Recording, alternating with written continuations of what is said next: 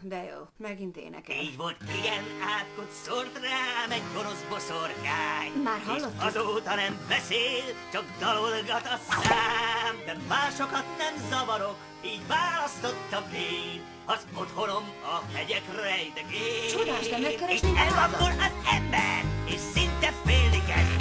Az öreg hegyi kecske mondja ezt. Ezek alaputak? A Pakit ligethez is vezet?